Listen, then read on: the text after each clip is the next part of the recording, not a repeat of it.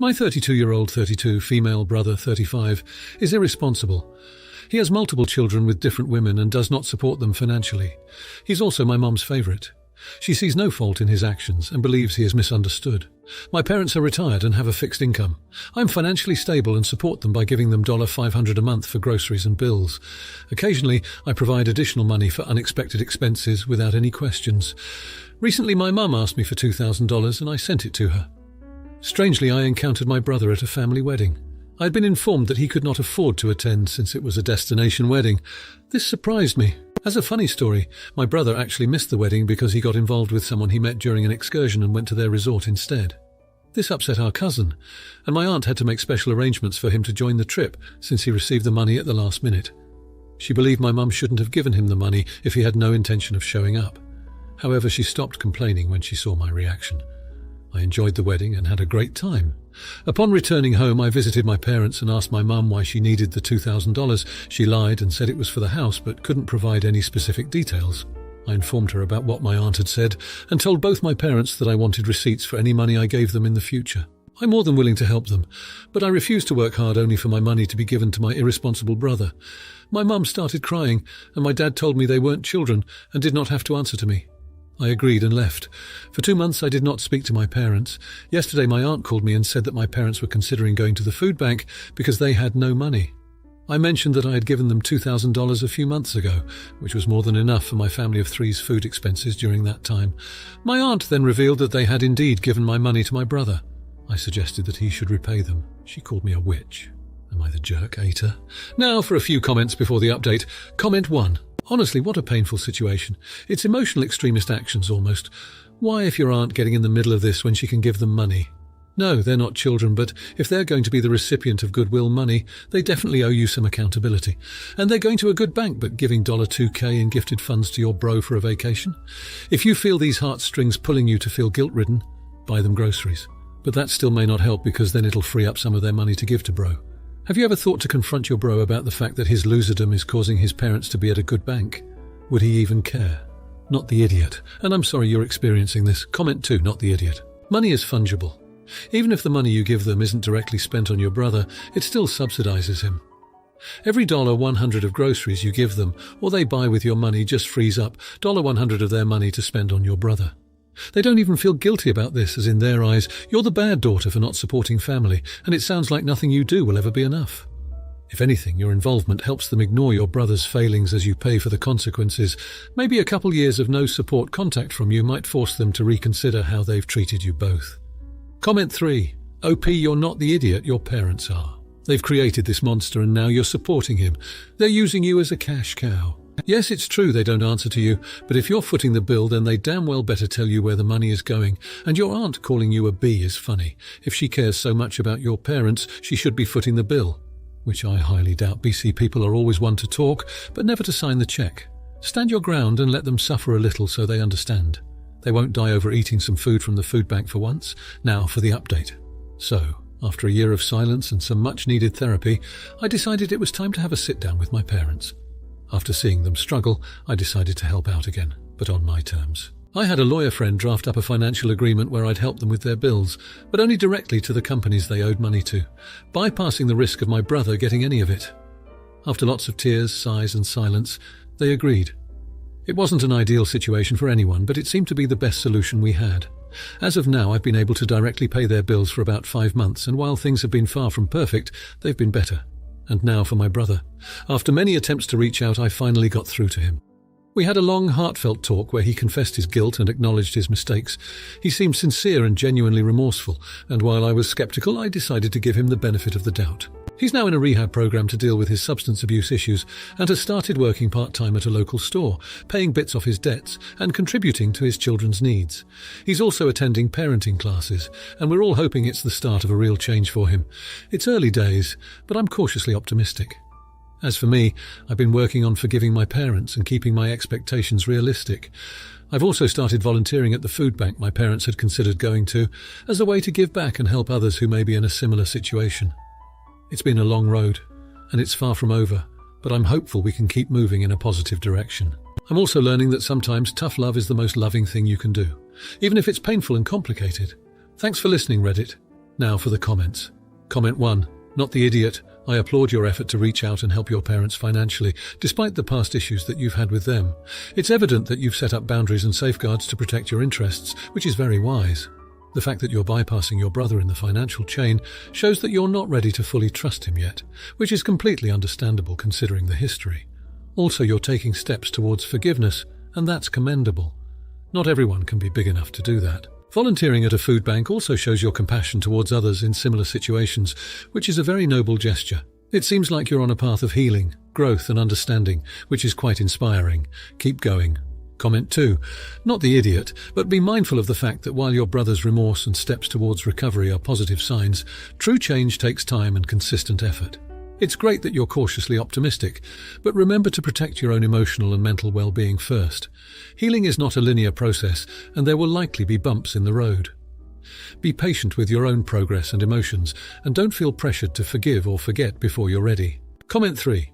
Not the idiot, and your solution to help your parents out financially is smart and empathetic. However, involving money in family relationships can be tricky, and it's important to ensure that this arrangement doesn't become a source of resentment or tension in the future. It's great that you've drawn up a legal agreement, but also maintain open communication about expectations and boundaries. On another note, I admire your resilience and your commitment to helping others through your volunteer work. It's a testament to your strength and character. Keep focusing on your own healing and growth, and remember that it's okay to prioritize your own needs and well-being. Now, for the next story. 2 years ago, my husband and I were doing some renovations to our house. I didn't want my wedding dress to get damaged or lost in the process, which, considering we did lose a few things during the renovation, I was right to be concerned. My friend offered to keep it in her closet until the renovations were done. After we finished the renovations, I asked my friend for the dress back. She kept saying she'd get back to me. I kept asking and she'd make up excuses. I found it weird. Now my sister is getting married and she wanted to wear the dress. This was our mother's dress, and we always agreed we'd each wear it. I told my friend I need it back. She claimed she couldn't find it.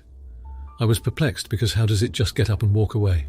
She apologized and offered to pay me the cost of the dress, which I turned down because it wasn't about money. The dress was sentimental, and I felt terrible my sister couldn't wear it. My friend and her husband went away.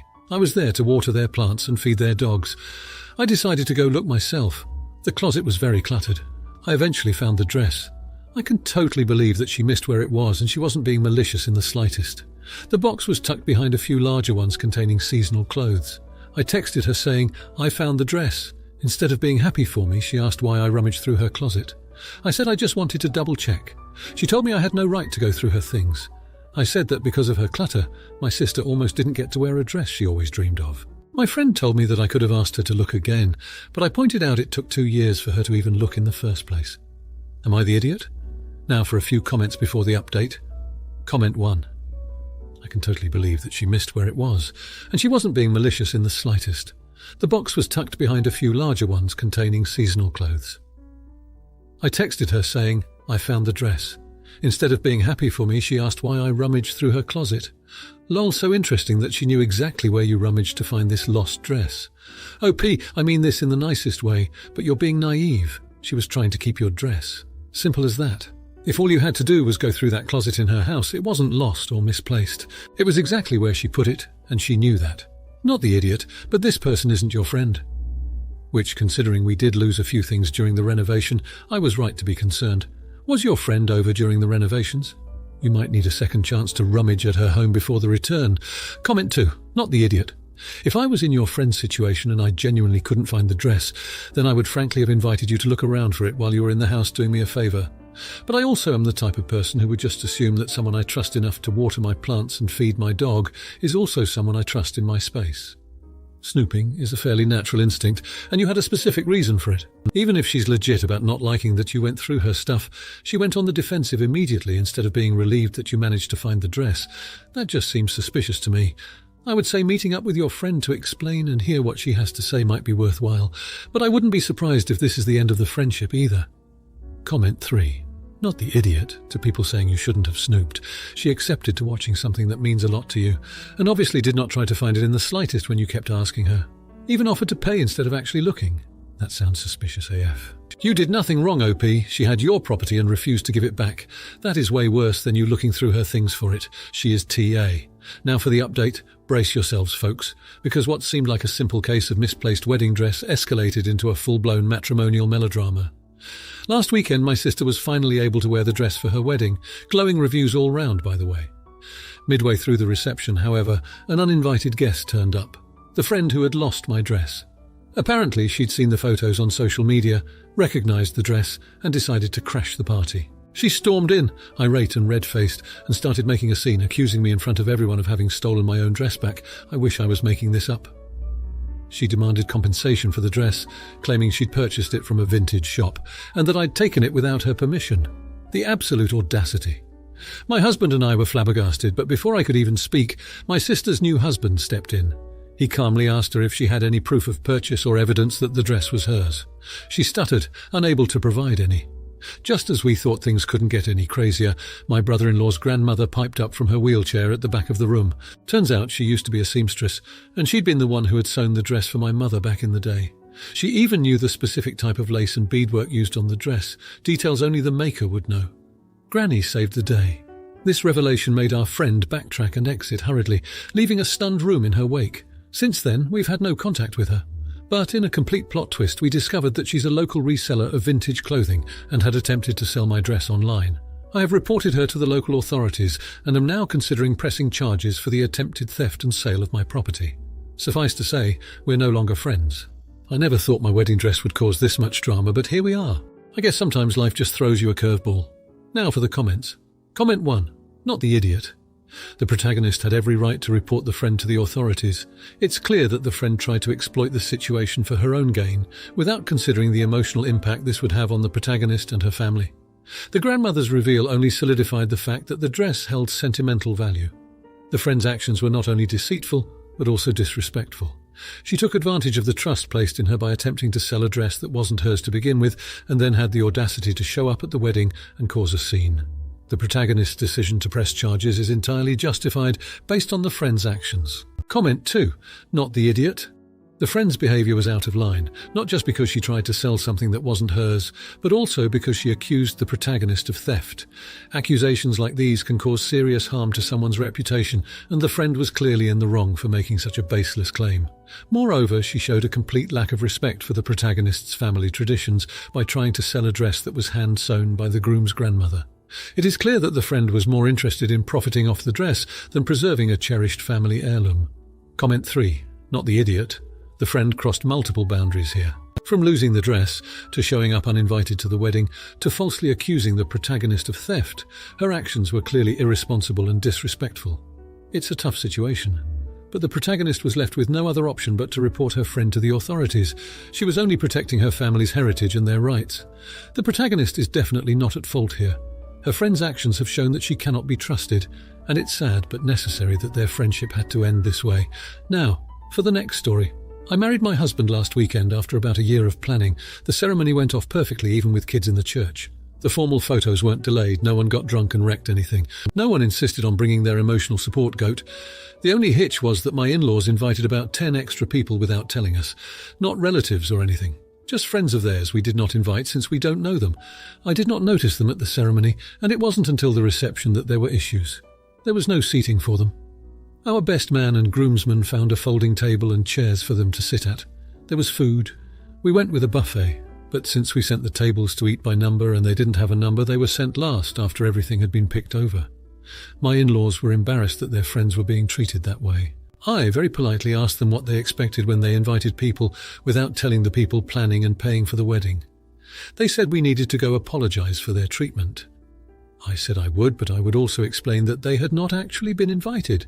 If they wanted their guests told anything else, then they had to go explain.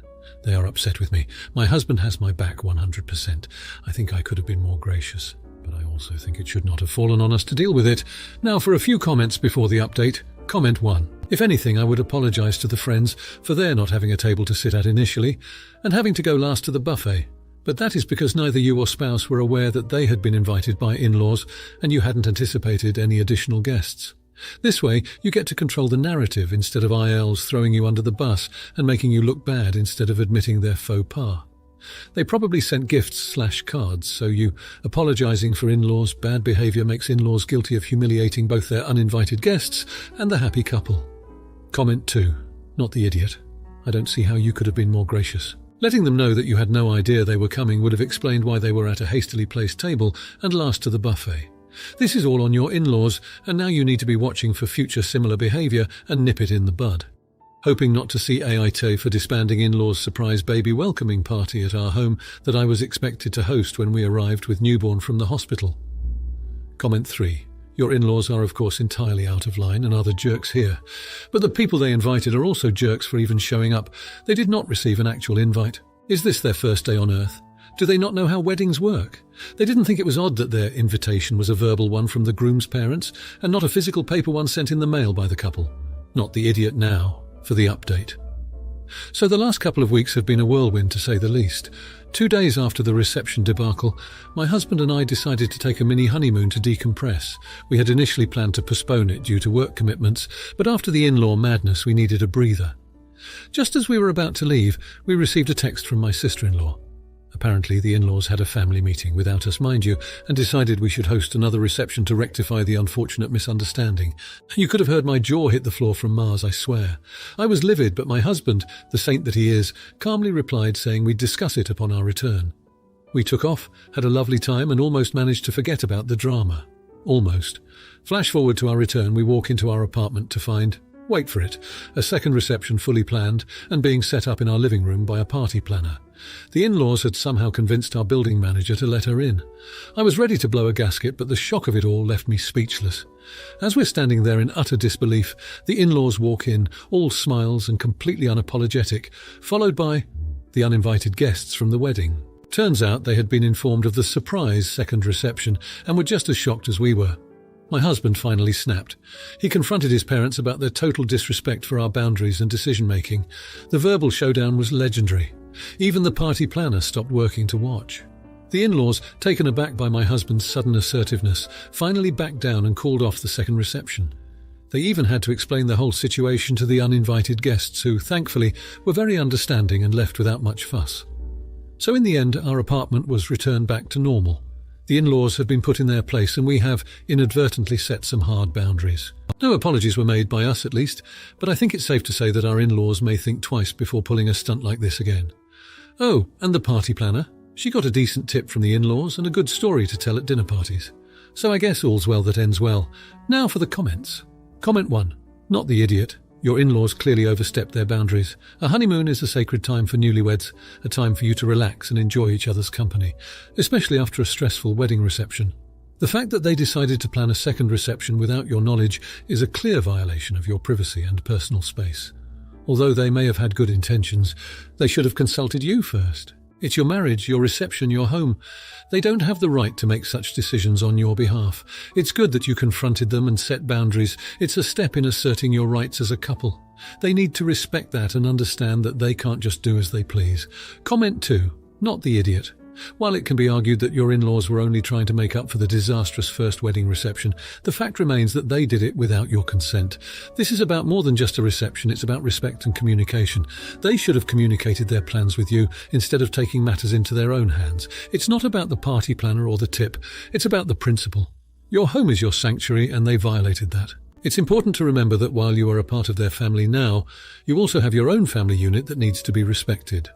Comment 3. Not the idiot. The fact that no apologies were made is concerning. They seem to have acknowledged their mistake by backing down and cancelling the reception. But an apology is a verbal affirmation that they understand their mistake and are remorseful. By not apologising, they're indirectly saying that they don't see their actions as wrong. This could potentially lead to more boundary violations in the future. It's great that you set boundaries, but it's important to enforce them as well. If they continue to disrespect your boundaries, it might be time for a serious discussion about their role in your lives. If you like this video, you'll probably like these too. Also, while you're here, please consider subscribing. It's your support that keeps this channel alive and allows me to make better and longer videos. Have a great day.